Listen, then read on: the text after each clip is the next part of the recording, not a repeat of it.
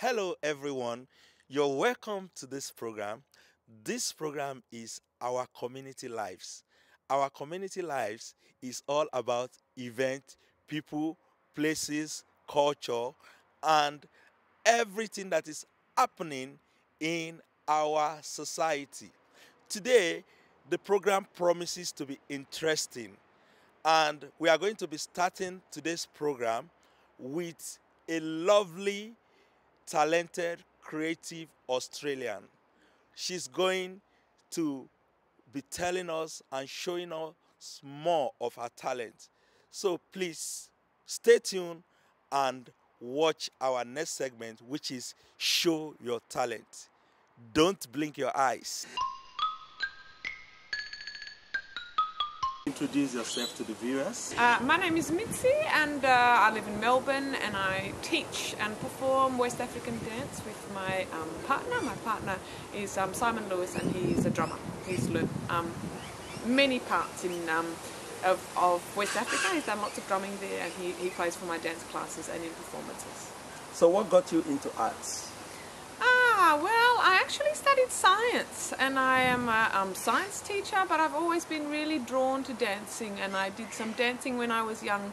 And then while I was studying, I met a woman who was teaching African dance, and I really fell in love with it. And I thought, well, I'll keep doing this while I'm enjoying it, and 15 years later, I still love it. I really enjoy West African dance. It really makes me feel wonderful. Why West African dance and drum? Well, West African dance, it just seems so exciting, and it's full of life and full of energy and passion, and it's sort of about women being strong. It's not just about being pretty and all these sorts of things. It sort of embodies a different sort of feeling. And my group name is Wasawumba. And so we perform at festivals and all sorts of different events, sometimes private functions, and we have a student base as well, and our students perform at the end of every term, and we often have a band, and we have Wasawumba, and we have a big event at the end of each term. Thank you. Viewers, in case you are just tuning in, this program is to educate, entertain. It's all about people, events, and places. And today, we are having a reality gist with Mitzi. We shall show you some of her theatrical spectacles. Don't blink your eyes.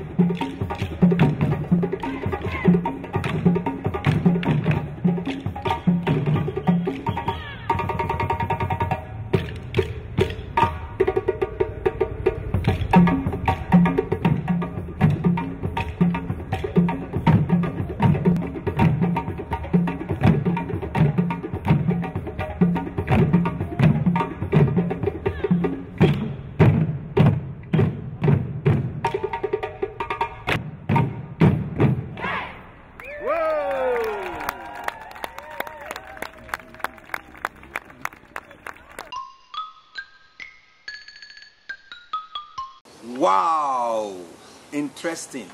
So you mean you put all this together with these people, you do all these dance steps and the theatrical spectacles.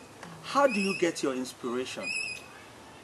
Well, I've been learning for a long time. I've had many different teachers, and often I record on video things that I've learned, and then when it comes time to choreograph a piece, I take little bits from here, little bits from here, and sometimes there's some other sort of performance will inspire me, and I think, oh, that's a really nice way to maybe make the formations change or go from something slow into something fast, and then you develop a new feeling in the performance.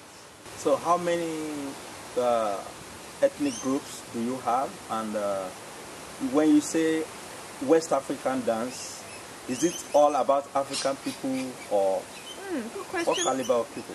Well, actually, because there are still not many West African people living in Australia, it's mostly Australian people who are dancing with me, and because we've been doing it for 10 years, it's been the people who are around us who've been getting involved. But having said that, we have a Filipino girl who's part of our group, we have an Indian girl, we have another woman who is half Chinese and half Egyptian, so it's a truly multicultural experience. And how have you been able to support the community with your group? Well, actually, I think it's an education for people about Africa, and often people end up travelling to West Africa to further their education about it and to further their learning, and through these sorts of experiences they meet new people, and so partly it's about the community here in Melbourne. People are meeting each other and they're making friends, but it's also about making broader connections in Africa and all over the world, because I also have friends who have come to visit me from Japan and from America, and we know each other because we're all interested in African drumming and dancing. And even this woman who visited me, she didn't speak much English, but we still understand the language of the dance and the language of the drumming. So it's a beautiful thing. And your recent project about Ebola to support Africa, you did organize a drum dancing and a spectacle to contribute to the awareness and support African people on Ebola. What brought that? So we did a big fundraiser. So we did, it was like a drum and dance-a-thon. So people come along and they did some workshops in drum and dance, and they paid for those workshops, and that money went towards our fundraiser. And we also did an online fundraiser and a performance, and there were lots of people from the drum and dance community in Melbourne who contributed to that. It wasn't just us, but we ended up raising $8,000, and that money went to all of those countries affected by Ebola in West Africa. In conclusion, how do you balance your work, family, and social commitments? Well, the wonderful thing about African drumming and dancing is that you have your socialization plus your exercise plus you're making money all at the same time, so that's a really wonderful thing. And then often my children, my family can come along to classes and they can come along to performances as well. So I'm managing it okay at the moment, but everything will be easier once both of my children are in school and I've got a little bit more time. So what is the name of this instrument called? This is a kora, and it's a West African harp. It's got 21 strings, and my husband Simon Lewis, he plays this kora, and he went to Senegal recently and also to Mali to learn to play this beautiful instrument. It will be interesting for your husband to play us something with this kora. Yeah, that would be good. And what is this? This is called a djembe, and so it's made out of a piece of tree which has been carved and hollowed out in the middle. Wow. And this skin on the top is goat skin, so Simon puts the skins on these drums, Australian goats, because you can't bring African goat skin into Australia. And so and then he cords it up, and he also plays the djembe and he teaches the djembe. Good. Can you just do something with this? Okay, he's got three main sounds. The djembe's got the bass, tone and slap. But Simon is the expert in playing this instrument, so... Thank you. Don't go away. Hello everyone, you're welcome to the program. This is Our Community Lives. Our Community Lives is all about events, people, places, and culture.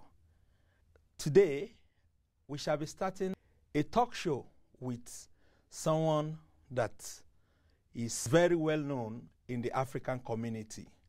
He's also someone that when you meet, you will really enjoy hearing from him. And I would like him to introduce himself to viewers